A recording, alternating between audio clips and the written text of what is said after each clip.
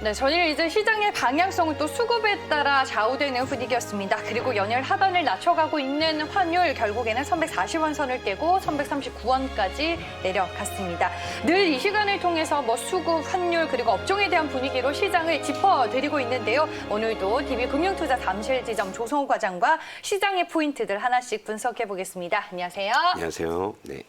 네, 오늘도 시장의 다양한 주제들로 문의 주시면 됩니다. 02-2000-4875, 02-2000-4875로 전화 주셔서 종목 그리고 시장에 대한 얘기 허심탄회하게 물어봐 주시면 되고요. 샵 2034로 짧게 문자 남겨주셔도 저희가 방송이 끝나고 추후에 또 상담을 도와드리니까요. 많은 연락 부탁드리겠습니다. 그럼 오늘의 시장 주제 뭔지 보고 잠시 후에 자세한 얘기 이어가겠습니다.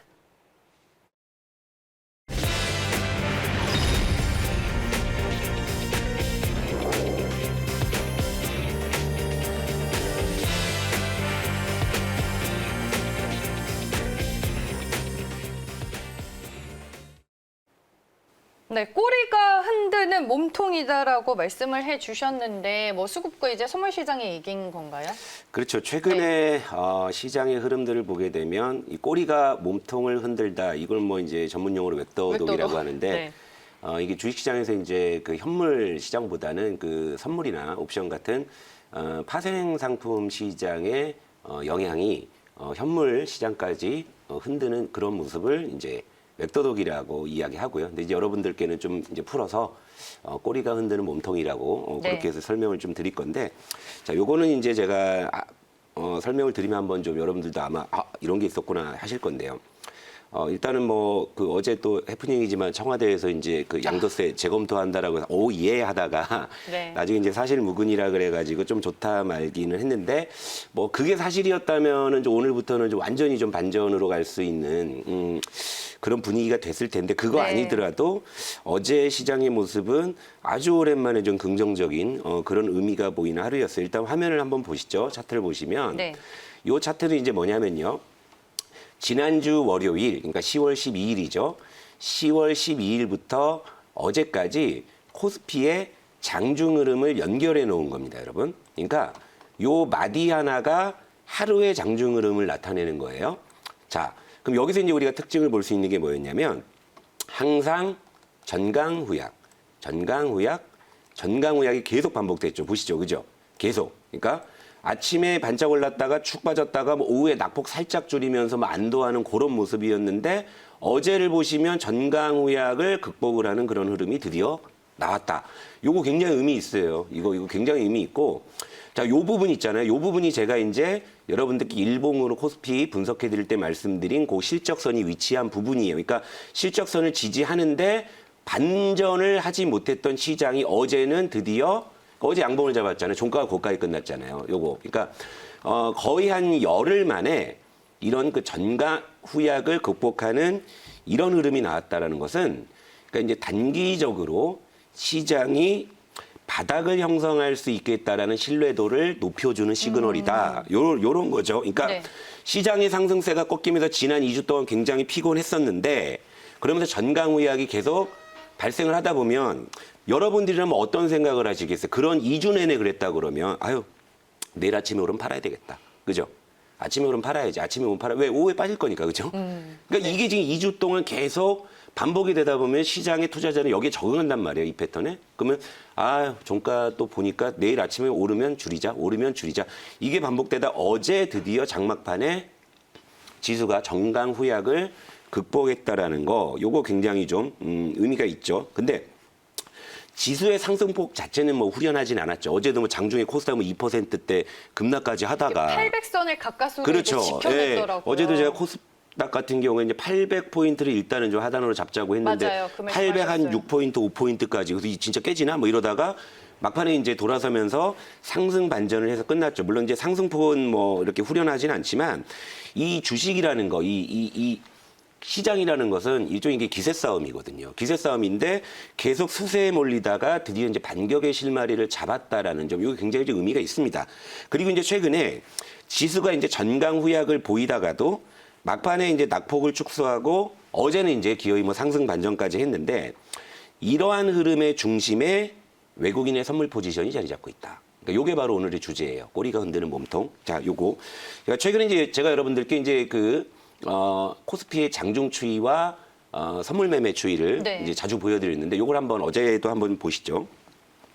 요게 거의 이제 굳어지는 양상인데, 그러니까 물론 이제 예전부터도 이제 외국인이 선물 시장을 가지고 이제 우리 시장을 많이 좀 농락을 했다. 뭐 이런 이제 얘기들이 있는데 실제로 지금도 이런 모습이 나옵니다. 그러니까 전일 외국인의 장중 선물 매매 추이와 지수 추이를 보게 되면 보세요. 그냥 똑같아요. 예. 똑같잖아요. 예. 그러니까 외국인이 그냥 선물을 사면 지수가 이제 올라가든가 낙폭을 줄이든가, 선물을 매도하면 뭐 지수가 뭐 이제 상승폭을 축소하든가 아니면 하락하든가, 지금 그 모습이 그대로 나오죠. 그죠? 그러니까 어제 장막판에 상승 반전한 것도 외국인의 선물 매수가 1등 공신이었죠.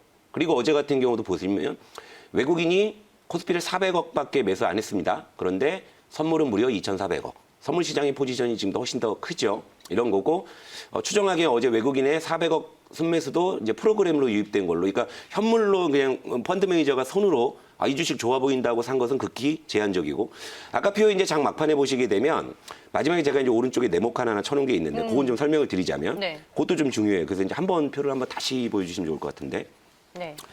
저건 이제 외국인의 선물 동시호가는 3시 35분에 시작되죠. 그러니까 코스피가 종료된 이후에 이제 그 선물은 동시호가에 들어가요. 그러니까 저기서 선물을 다시 이제 일부 파는 거죠. 그것은 무엇이냐? 그러니까 외국인은 이제 코스피가 3시 반에 마감하면서 소기의 목적을 달성했다라고 볼 수 있는 거죠. 그러니까 지난주 월요일 이후에 외국인은 코스피를 2천억 사는데 그쳤지만 선물은 무려 6,300억을 매수했다라는 거. 결국엔 최근에 2주 동안에 외국인의 선물 영향이 계속적으로 우리 시장에 반영이 됐고, 어제 전강호약을 극복하는 패턴에도 역시 외국인의 선물 매수가 1등 공신이었다. 그럼 1등 공신이 있으면 이제 역적도 있죠. 역적은 누구? 뭐 제가 굳이 얘기 안 해도 그죠? 네. 기관은 12일 이후에 코스피를 2,300억 팔았는데 코스닥을 무려 1조 원을 팔았어요. 1조 원. 요게 이제 최근에 이제 코스닥의 이 어떤 심한 어떤 변동성과도 뭐 일맥상통한데, 여기서 이제 자, 그러면 외국인의 매매 패턴을 이렇게 이제 살펴보면 이제 두 가지 특징이 보여요. 이제 첫째, 선물과 시총상위주 매수를 통해서 이제 지수의 레벨을 유지해주면서 이제 시장 수익률을 추구한다. 이게 이제 패시브 매매라고 할 수 있죠. 그러니까 이런 거예요. LG화학을 거의 뭐 매일 외국인이 사는데도 주가가 안 오르는 이유가 바로 이거라고 보시면 돼요. 그러니까 그냥 기계적으로 사는 겁니다. 네. 그냥 코스피를 추종하기 위해서 시총상 위주를 그냥 기계적으로 사는 거, 이런 거죠. 그러니까 이런 부분을 여러분들께 다셔야 되고, 이제 두 번째, 네. 정작 정작 외국인들이 정말 손으로, 그러니까 펀드 매니저가 이 주식은 오를 것 같다라고 해서 액티브하게 사는 것들은 시총상위주 쪽보다는 예를 들면 이제 은행이나 유통 같은 제가 어제 말씀드린 그런 가격 메리트가 있는, 그리고 이제 배당 메리트가 있는 이런 쪽에서 이제 액티브한 수익률 게임이 일어난다. 이렇게 보시면 되고, 여기에 이제 곁들여서 이제 선물을 뭐 낚싯줄처럼 뭐 감았다가 풀었다가 이제 하면서 네. 전체적으로 시장의 레벨을 외국인이 좀 어느 정도 주도해주고 있는 그런 상황이다, 이런 거고, 외국인이 또 이제 이런 행태를 보이는 이유는 이제 크게 또 두 가지로 볼 수 있는데, 첫째, 한국 시장에 들어오기에는 아까도 말씀하셨다시피 환율이 지금 1,140원도 환율은 되게 우호적인데요. 그러니까 그렇게 네. 우호적인데 아직 미국의 대선이나 간밤에도 이제 미국의 그 경기부양책의 합의가 뭐 마감 시한을 두고 뭐 타결될 가능성이 뭐 있다, 뭐 이런 얘기가 나오는데 여전히 타결된 것은 아니잖아요. 그러니까 이런 불확실성에 본격적인 현물 포지션을 잡기보다는 파생상품, 그러니까 선물 시장을 통해서 단기적인 좀 방향성을 좀 추구하는 그런 의도. 그리고 두 번째가 대주주 양도세 이슈가 여전히 있기 때문에 네. 굳이 외국인들 비싼 가격에 주식을 사려는 그런 의도는 뭐 딱히 보이지 않는다.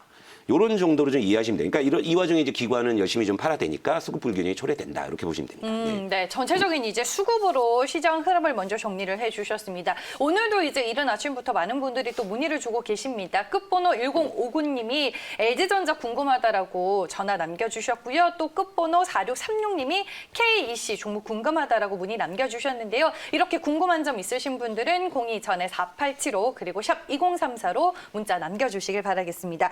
그러면 일단은 뭐 외국인들의 선물 포지션에 따라 지금 시장의 방향성이 좌우가 되고 있는데 우리가 포트폴리오 전략은 그러면 어떻게 가져가야 돼요? 그러니까 뭐 그럼에도 불구하고 어제 이제 좀 반전의 시그널은 분명히 나왔지만 네. 그래도 여전히 좀 불안감은 있어요. 특히 이제 어제 뭐 대주주 양도세를 전면 재검토하겠다라는 뭐 청와대발 이제 기사가 이제 해프닝으로 이제 끝나버리니까 오히려 좀 그런 게 또 이제 실망감이 또 네. 작용이 된다면 여전히 좀 코스닥 쪽은 계속 좀 변동성이니까 출렁임이 좀 있을 건데 자, 이럴 때 이제 이렇게 보면 돼요. 그러니까 아직도 좀 불안하시잖아요. 자, 개인들의 가장 그 큰 장점이 뭡니까?